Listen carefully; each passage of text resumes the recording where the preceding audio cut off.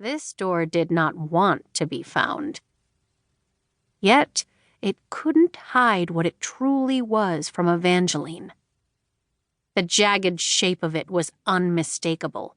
One side was a sloping curve, the other a serrated slash forming one half of a broken heart, a symbol of the fated Prince of Hearts. Finally! If hope were a pair of wings, Evangeline's were stretching out behind her, eager to take flight again. After 2 weeks of searching the city of Valenda, she'd found it. When the gossip sheet in her pocket had first announced that the door from the Prince of Hearts church had gone missing, few imagined it was magic. It was the scandal sheet's first article, and people said it was part of a hoax to sell subscriptions. Doors didn't simply disappear. But Evangeline believed that they could. The story hadn't felt like a gimmick to her. It had felt like a sign, telling her where to search if she was going to save her heart and the boy that it belonged to. She might not have seen much evidence of magic outside of the oddities in her father's curiosity shop, but she had faith it existed. Her father, Macmillan, had always spoken of magic as if it were real. And her mother had been from the magnificent North, where there was no difference between fairy tales and history. All stories are made of both truth and lies, she used to say. What matters is the way that we believe in them. And Evangeline had a gift when it came to believing in things that others considered myths, like the immortal fates. She opened the metal grate. The door itself didn't have a handle, forcing her to wedge her fingers into the tiny space between its jagged edge and the dirty stone wall.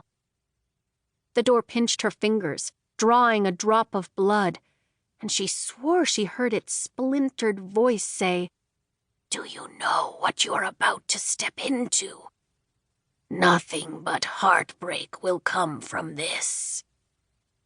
But Evangeline's heart was already broken, and she understood the risks she was taking.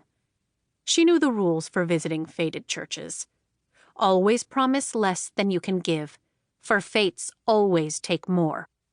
Do not make bargains with more than one fate. And, above all, never fall in love with a fate. There were 16 immortal fates, and they were jealous and possessive beings. Before they'd vanished centuries ago, it was said they ruled over part of the world with magic that was as malevolent as it was marvelous. They never broke a bargain, although they often hurt the people they helped. Yet most people, even if they believed the fates were merely myths, became desperate enough to pray to them at some point. Evangeline had always been curious about their churches, but she'd known enough about the mercurial nature of fates and fated bargains to avoid seeking their places of worship.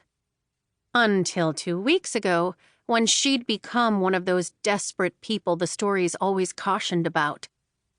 "Please," she whispered to the heart-shaped door, filling her voice with the wild and battered hope that had led her here. "I know you're a clever little thing, but you allowed me to find you. Let me in." She gave the wood a final tug. This time, the door opened. Evangeline's heart raced as she took her first step. During her search for the missing door, she'd read that the Prince of Hearts church held a different aroma for everyone who visited. It was supposed to smell like a person's greatest heartbreak. But as Evangeline entered the cool cathedral, the air did not remind her of Luke. There were no hints of suede or vetiver. The dim mouth of the church was slightly sweet and metallic. Apples and blood. Goose flesh covered her arms. This was not reminiscent of the boy she loved. The account she'd read must have been wrong. But she didn't turn around. She knew fates weren't saints or saviors, although she hoped that the Prince of Hearts was more feeling than the others. Her steps took her deeper inside the cathedral. Everything was shockingly white. White carpets, white candles, white